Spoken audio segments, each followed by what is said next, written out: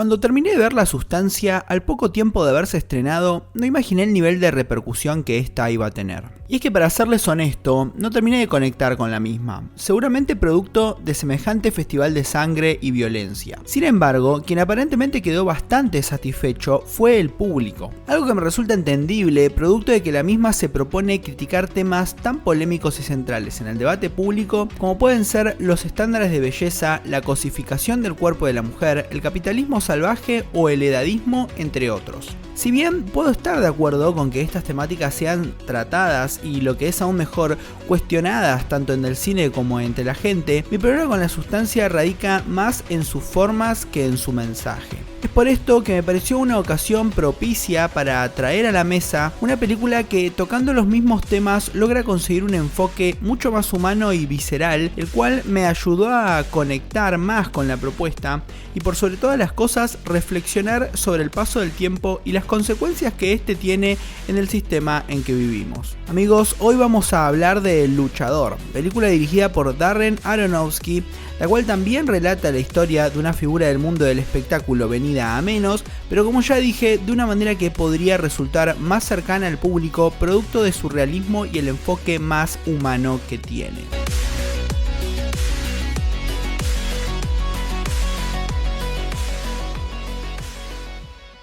Ambas películas comienzan mostrándonos el pasado exitoso de sus protagonistas y su presente en declive. A partir de acá se puede ver la primera diferencia crucial entre ambas. En el caso de La Sustancia, como dijimos, la protagonista se encuentra en el ocaso de su carrera. Si bien aún se encuentra al frente del programa de televisión que la hizo famosa, por accidente escucha cómo el productor del mismo desea despedirla para reemplazarla por alguien más joven. Si bien lógicamente podemos empatizar con ella y entender su situación, posterior a este hecho se nos va a revelar el estilo de vida que lleva a pesar de su edad y que, como dije, marca una diferencia elemental con respecto a El Luchador. Elizabeth Sparkle, protagonista de La Sustancia e interpretada por Demi Moore, vive en lo que se conoce como un penthouse, lo que vendría a ser un ático de lujo según la Wikipedia. En consonancia con este hecho, podríamos agregar que a lo largo de la película en ningún momento se da a entender que la caída de su popularidad, producto de su edad, impacte de manera significativa en su estilo de vida, lo que es un punto a favor de su contrincante momentáneo. En el caso del film protagonizado por Mickey Rourke, desde el principio se nos deja claro esto. La primera imagen que nos muestran luego de la secuencia inicial donde vemos su pasado como estrella de la lucha libre, es a él sentado posterior a una lucha en lo que parece ser un aula de jardín, ahora siendo utilizado como camerino. Una interpretación que leí por ahí sobre esta potente imagen y que vale la pena recalcar es que él, al igual que los juguetes, yace inerte en el aula como un muñeco abandonado. Uno que supo ser el entretenimiento y la figura heroica de muchos, pero que ahora no es más que eso. Alguien olvidado que lentamente, y como vamos a ver, se va transformando en el lastre de los demás. Como si fuera poco, a este escenario ya lo bastante desolador y descriptivo de la situación personal del protagonista, se le va a agregar el pago que recibe, que como se podrán imaginar, no es particularmente alto, algo que vamos a confirmar cuando veamos que no le alcanza siquiera para costear el remolque donde vive, motivo por el cual va a pasar su primera noche frente a nosotros en su propio vehículo. A partir de acá es donde creo que se empiezan a bifurcar las búsquedas de ambas películas. Como pueden ver, el impacto del paso del tiempo para unos y para otros no resulta el mismo. El hecho de que me resulte necesario remarcar esta diferencia tiene que ver con el carácter crudo y visceral que le imprime a una en detrimento de la otra. Sin desmerecer el sentimiento de dolor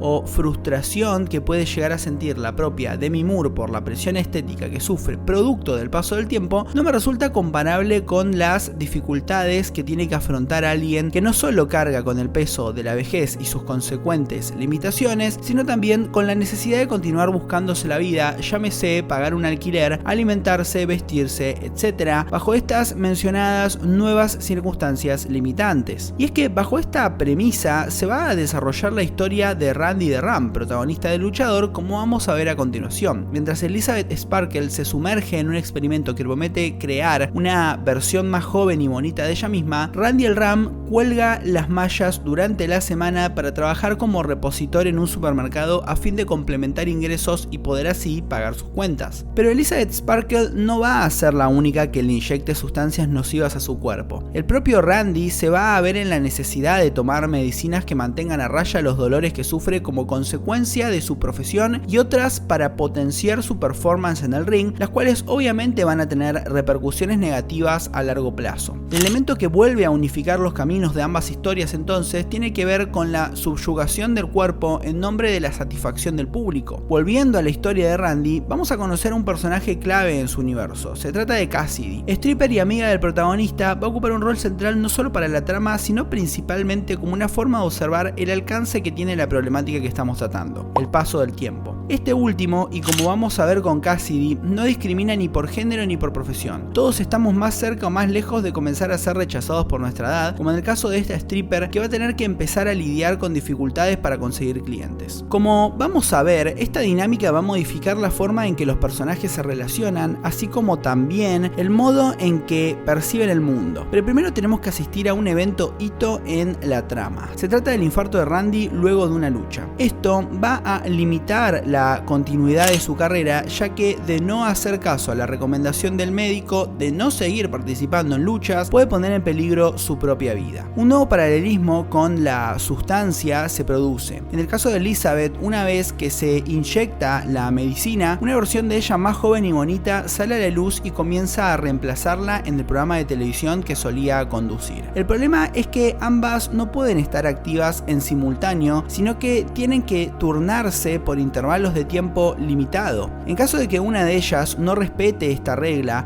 la otra sufre consecuencias físicas irreversibles. Desde mi óptica, esto es una alegoría sobre cómo llevar el cuerpo al límite o abusar del mismo, ya sea con dietas estrictas, medicinas, cirugías o entrenamientos rigurosos, tiene efectos nocivos y destructivos para este. Desde aquellos que terminan por desfigurarse el rostro hasta quienes pierden sus aptitudes o capacidades. Continuando con la trama, luego del incidente ya mencionado, Randy decide reunirse con su amiga Cassidy para contarle lo sucedido. Como dije antes, las dinámicas o situaciones que se producen gracias a las constantes limitaciones que llegan con la edad son cuando menos miserables. Veamos, la conclusión que podemos llegar a sacar de esta reunión tiene que ver con la búsqueda de Randy tratando de apoyarse sobre alguien, en este caso una virtual pareja. Cassidy, que logra percibir esto, lo rechaza sutilmente diciéndole que vuelva a contactarse con su hija, personaje que hasta acá no conocíamos. Cuando digo que estas dinámicas me resultan miserables, me refiero al hecho de que llegados a este punto las personas dejan de guiarse por sus sentimientos y pasan a hacerlo de manera fría y calculadora, por conveniencia para ser más claros. En el caso de Randy, al enfermarse, ve con buenos ojos formar pareja con alguien que pueda asistirlo, algo que al enterarnos de que tiene una hija por ahí a la cual abandonó, entendemos no es propio de su personalidad libertina y poco familiar. Cassidy, quien también enfrenta sus propios conflictos, solo económicos en su caso, ve a Randy como una carga y no como el alivio que necesita para solucionar sus problemas. Es por esto que prácticamente lo despacha al enviarlo a recuperar la relación con su hija, evento que, como vamos a ver, no va a ser del todo fructífero. En este, su hija llamada Stephanie lo va a recibir de una manera bastante hostil. Primero le va a reprochar el hecho de haber desaparecido de su vida durante su infancia y posteriormente le va a dejar en claro lo mucho que le da igual su infarto y que bajo ningún término pretende cuidarlo. Para este momento, Randy es lo que en Argentina conocemos como bola sin manija, o sea, alguien solitario que no encuentra su lugar de pertenencia. Como podemos apreciar, el espiral descendente de nuestro protagonista es cuando menos descorazonador. Pero la ya mencionada dinámica de la miseria, así como quita, también da. Cassidy, quien continúa cayendo en el ocaso de su carrera profesional producto de esto, decide repensar su relación con Randy y abrirle la puerta a una amistad un tanto más cercana. Esto último se va a ver reflejado cuando lo acompañe a seleccionar un regalo para su hija. Pero antes, toca mencionar un evento también relevante para la trama. Como dijimos, luego de sufrir un infarto, el médico recomienda a Randy dejar definitivamente las luchas. Al seguir dicha recomendación, el protagonista ahora cuenta con más tiempo, pero también con menos dinero en el bolsillo, por lo que decide empezar a trabajar a tiempo completo en el sector de atención al cliente en la empresa donde ya era empleado. Existe una escena, más particularmente la de su primer día trabajando en este nuevo área, donde vemos que previo a empezar se prepara como si estuviera por entrar a un cuadrilátero como hacía antaño. Esto, sumado a su manera de jugar con los clientes durante el trabajo, me resulta una manera del personaje de combatir contra la alienación. Si bien es difícil definir qué clase de trabajo es la lucha libre, cuando vemos que estas son previamente orquestadas por los propios protagonistas, tratando de innovar, así como de llevar a cabo todo tipo de maniobras impresionantes, podemos entender que esta es una profesión relacionada con la creatividad. He aquí el hecho de que el protagonista trata de agregarle cierto aspecto lúdico a su nuevo trabajo. Reitero, como una forma de combatir la alienación propia de los trabajos monótonos. Ahora bien, Randy consigue recuperar la relación con su hija luego de entregarle el obsequio que compró con ayuda de Cassidy. Pero esta relación no va a durar por mucho. Cuando estos quedan para cenar, Randy se olvida de lo pactado producto de salir de juerga, y cuando arriba a la casa de Stephanie para explicarle lo sucedido, esta lo rechaza y le da un punto final a su relación. Pero esta no va a ser su única ruptura. Como dijimos, el protagonista desarrolla una amistad junto a Cassidy, pero cuando este decide pasar a la siguiente fase, ustedes me entienden, ella lo rechaza. Estos dos eventos, primero la ruptura con su hija y luego con su amiga, sumado al estrés de un trabajo monótono y completamente ajeno a su profesión de toda la vida, terminan por provocarle una crisis nerviosa y un consecuente estallido de violencia, con el que decide renunciar al trabajo y volver de una vez por todas a su ámbito natural, las luchas. Randy acepta volver a luchar contra su clásico rival de los años 80, el Ayatolá, y renuncia así a las pocas esperanzas que le quedaban de crear una vida por fuera de la industria. Finalmente, Randy el Ram se entrega en cuerpo y alma a su público, dejándolo todo sobre el cuadrilátero como si se tratara de una suerte de sacrificio, lo que nos conecta con la parte final de este video.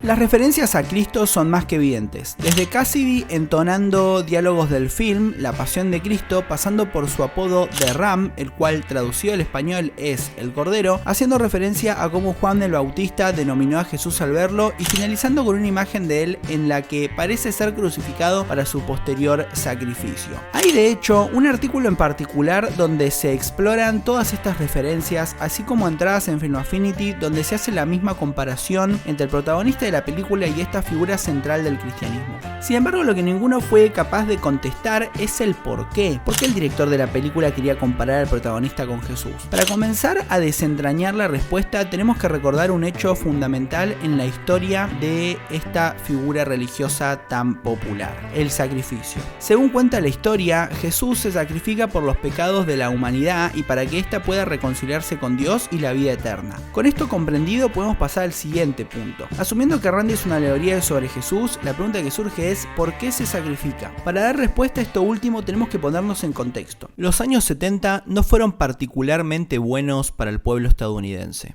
En enero de 1973, las tropas estadounidenses se retiraban de Vietnam luego de llevar a cabo en dichas tierras una guerra criminal donde, entre otras cosas, lanzaron más de 8 toneladas de explosivos, lo que es igual al triple del tonelaje total arrojado por todos los beligerantes durante la Segunda Guerra Mundial. Al número de explosivos se le suman masacres contra civiles que incluían torturas y violaciones. El coste económico de esta carnicería para el pueblo americano fue de nada menos que $120.000 millones entre 1965 y 1973. Por último, el resultado de la contienda se estima fueron unas 5 millones de bajas, entre las que se incluyen 58.000 soldados estadounidenses, aproximadamente 1 millón de Vietcong, soldados comunistas de Vietnam del Norte, unos 300.000 soldados de Vietnam del Sur y entre 500.000 y 2 millones de civiles. Más allá de la salvajada que acabamos de describir, esta guerra tuvo también un fuerte coste político. En la medida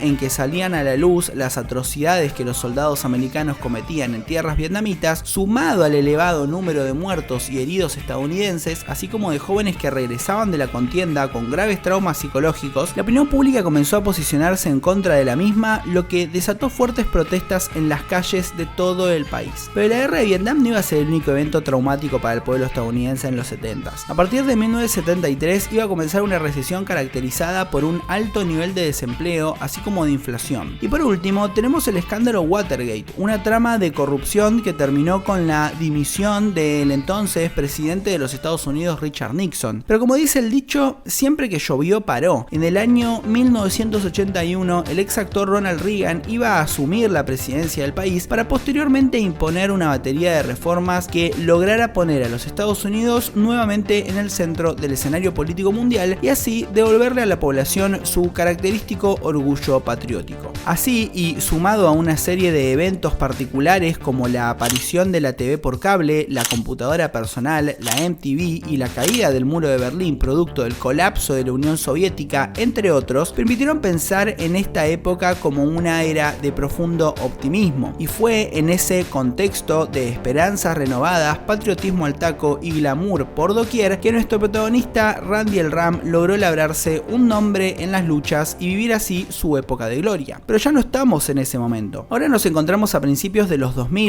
y lo que podemos observar con claridad son los resabios de esa era dorada. El reflejo de esto es el propio protagonista, quien constantemente va a expresar nostalgia por los viejos buenos tiempos. Esto lo vemos en la música que escucha, la cual está mayoritariamente encabezada por bandas de glam rock muy características de la época, como pueden ser Cinderella, Rat, Scorpions o los mismísimos Guns N' Roses. Por otra parte, en una escena vemos cómo aún conserva su vieja Nintendo, con la cual juega con su vecino hasta que este último le cuenta que ahora existe algo mejor: Call of Duty, el afamado juego de guerra. Por último, un detalle no menor respecto de esta nostalgia que inunda cada rincón de la película tiene que ver con el rival de Randy en las luchas libres en los ya mencionados 80s, el Ayatolá. Este vendría a ser una representación burlona de quien fuera en su momento uno de los máximos enemigos de los Estados Unidos. El Ayatolá es el segundo título más alto dentro del clero chií duodecimano y fue quien ascendió como líder supremo de Irán en lo que se conoce como la Revolución Islámica de 1979. Este evento, el cual produjo la caída del dictador Mohammad Reza Pahlavi, socio de los Estados Unidos, junto con la toma de la embajada americana por parte de un conjunto de estudiantes nacionalistas, fueron entre otras cosas los que tensaron la relación entre los países, transformando así al líder de Irán en el enemigo público número uno de los Estados Unidos y por lo tanto también en el villano caricaturizado de las luchas libres. Ahora que conocemos el contexto en que Randy the Ram logró labrar su nombre y también conocemos su nueva realidad desmejorada y nostálgica, la pregunta que surge es: ¿qué pasó en el medio? En ese eslabón perdido radica la respuesta definitiva que estamos buscando. Es difícil trazar un camino cargado de eventos puntuales que logren explicar cómo llegamos a este contexto de aparente decadencia que nos muestran en el film, pero sí podemos repasar algunas cuestiones que logren acercarnos a una clase de respuesta. Lo primero, creo, tiene que ver con que la caída del muro de Berlín y la desintegración de la Unión Soviética no solucionaron los problemas del mundo como muchos creían que iba a suceder. Al contrario, podríamos llegar a afirmar que algunos incluso se agravaron. Es el caso del mercado laboral, uno que cada vez precariza más y más a la clase trabajadora y a la que obliga a vivir en peores condiciones que generaciones pasadas. La incertidumbre laboral, los salarios bajos y la incapacidad para acceder a la vivienda propia son algunas de las problemáticas que ponen de manifiesto lo lejos que estamos de vivir en ese paraíso utópico que algunos llegaron a predecir en que viviríamos en los ya mencionados 80s. Por otra parte, tenemos las guerras. Lejos de desaparecer producto de la finalización de la llamada Guerra Fría, los conflictos armados continuaron surgiendo desde los 90 hasta la actualidad e incluso algunos, como el llevado a cabo en Afganistán, lograron romper récords, siendo este último el más largo en la historia de los Estados Unidos y uno de los más costosos de su historia también. Y por último, pero no por eso menos importante, la crisis económica mundial del 2008, considerada como la más grande desde la Gran Depresión de 1930.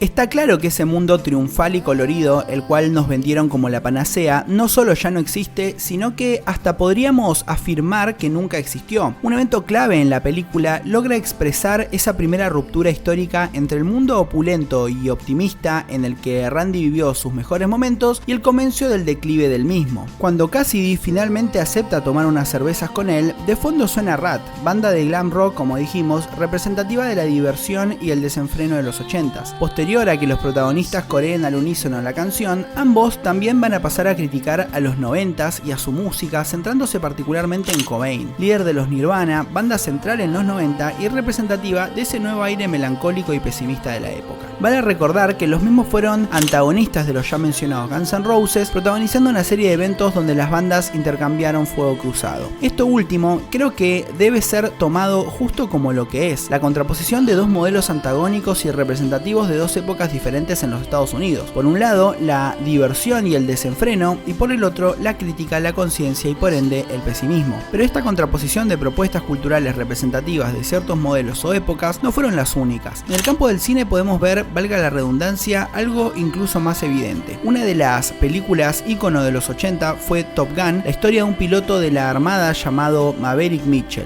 En esta vemos nuevamente cómo se trata de despertar el espíritu patriótico perdido en Vietnam a través de la figura de su protagonista, uno caracterizado por enarbolar los valores de la rebeldía, el individualismo y la libertad. El resultado de esta película, además de ser un éxito de taquilla, lo fue también para la Armada estadounidense, que vio un incremento de jóvenes entre sus filas de un 500%.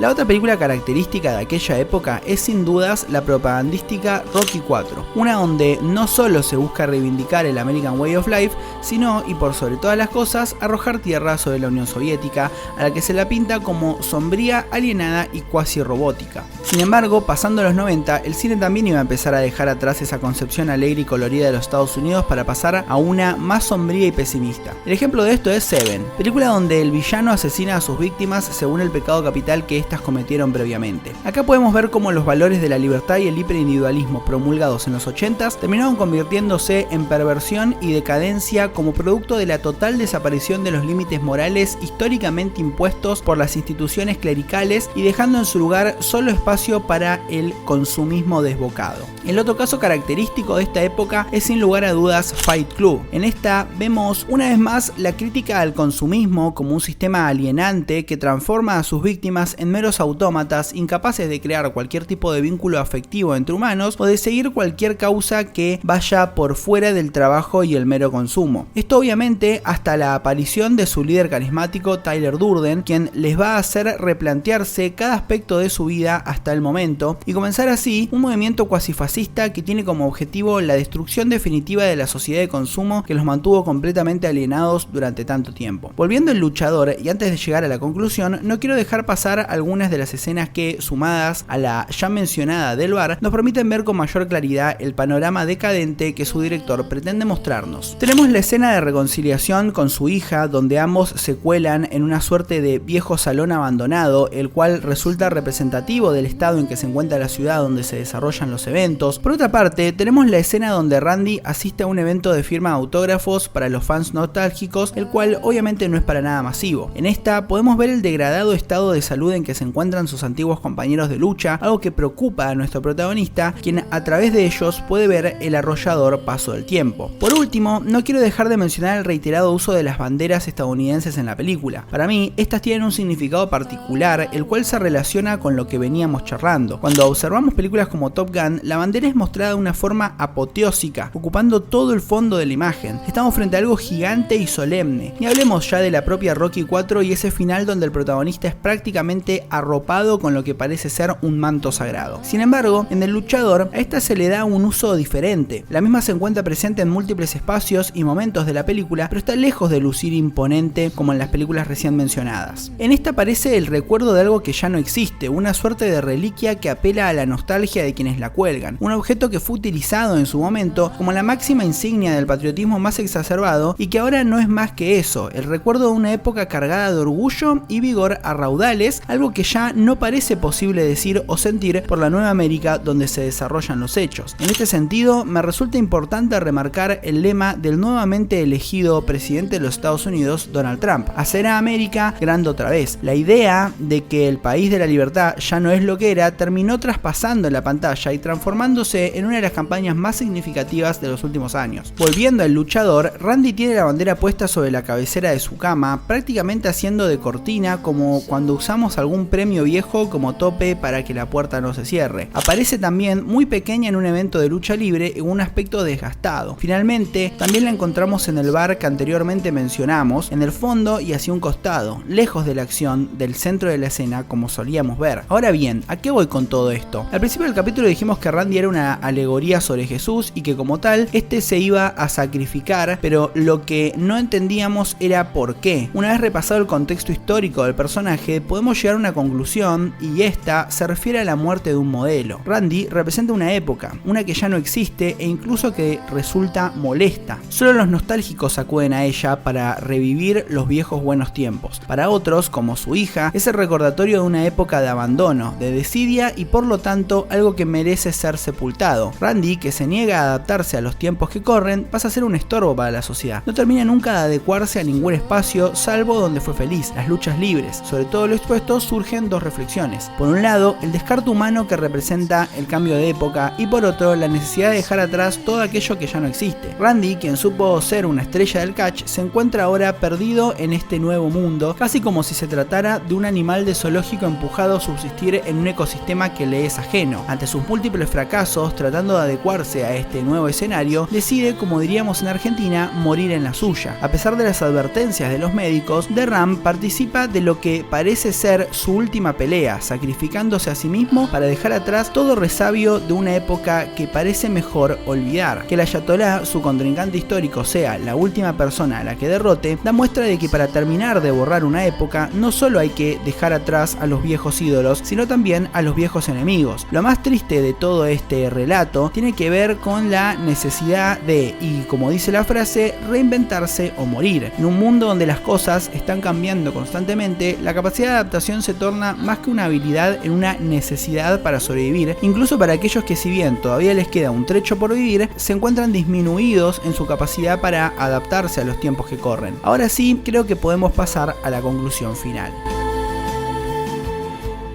Como pudimos ver, La Sustancia y El Luchador se parecen en múltiples aspectos. En la primera, el enfoque está puesto en la presión estética, mientras que en la segunda podríamos decir que en los cambios de época y en cómo estos afectan de manera significativa el desarrollo de la vida de las personas. Donde ambas se encuentran y donde creo reside la mayor importancia de lo que buscan criticar tiene que ver con el descarte humano. En nuestro sistema somos lo que somos en relación a nuestra capacidad de producir cosas rentables, ya sean estos productos o servicios. Cuando perdemos dicha capacidad, nuestro mundo se viene abajo. Somos fácilmente reemplazados con, entre comillas, mejores o sencillamente nuevas versiones de nosotros mismos. Para terminar, me resulta necesario compartir dos reflexiones finales. Por un lado, la centralidad que tienen nuestros cuerpos a la hora de producir y por lo tanto lo dependiente que somos de ellos para subsistir. Como vimos, en el caso de La Sustancia, el aspecto del cuerpo es lo que produce, es lo consumido por el público. Cuando este deja de ser atractivo, producto del paso del tiempo, los consumidores redirigen su mirada hacia nuevos productos. Quiero decir, cuerpos jóvenes y esbeltos, dejando desamparada a esa persona a la que solían admirar. En este sentido, me resulta importante remarcar el final de dicha película, donde la crítica ya va dirigida directamente hacia el público. En este, la protagonista se transforma en una suerte de bola de carne amorfa, la cual explota literalmente frente al público, bañando a este último en sangre y vísceras como una forma de protesta. El mensaje es claro: darle a aquellos obsesionados con la carne, la piel, la grasa y la carne lo que tanto anhelan, pero claro, ahora de manera grotesca. En el caso del luchador, la capacidad de su cuerpo para ser flagelado o llevado a este límite es lo que produce, algo que vemos incluso hoy en día en otras disciplinas como el boxeo o las artes marciales mixtas, donde el show es ver cómo dos personas se destruyen el cuerpo mutuamente. Cuando dichos cuerpos no dan más de sí, están condenados a caer en el olvido y, como ya dijimos, a ser reemplazados por nuevos cuerpos dispuestos a ser flagelados en pos del goce del público. Por último, me queda remarcar la diferencia crucial que existe entre producir trabajando y hacerlo pero con capital. En ambas películas, más allá de sus circunstancias económicas contingentes, los protagonistas son básicamente trabajadores que, como ya dijimos, dependen de su fuerza de trabajo para ganarse la vida. Remarcar esto me resulta importante, sobre todo por el debate que surge alrededor de temas instalados como el mérito y la imposición de la responsabilidad propia en cuanto a los resultados económicos que se obtienen en la vida. Existe la creencia, y preocupantemente cada vez más difundida, de que el pobre es pobre porque quiere, poniendo de relieve la idea de que el mérito y la responsabilidad son los grandes creadores de riqueza y no la suerte y las circunstancias. Como pudimos ver en ambas películas, las circunstancias juegan un papel fundamental en la vida de nuestros protagonistas. Estas los favorecieron en su momento y los abandonaron más tarde, algo que colisiona con la visión muchas veces prepotente de ciertos sectores de la clase trabajadora, los cuales se consideran artífices absolutos de su bonanza económica y por lo tanto actores irreemplazables para el sistema. La película que mejor habla sobre esto y de la que prometo hablar algún día es Hombres de Compañía, una donde seguimos las peripecias de un conjunto de trabajadores de altos ingresos, los cuales son despedidos de un día para otro. La clave está en entender, y como dice el camarada Diego Rusarín, que somos altamente desechable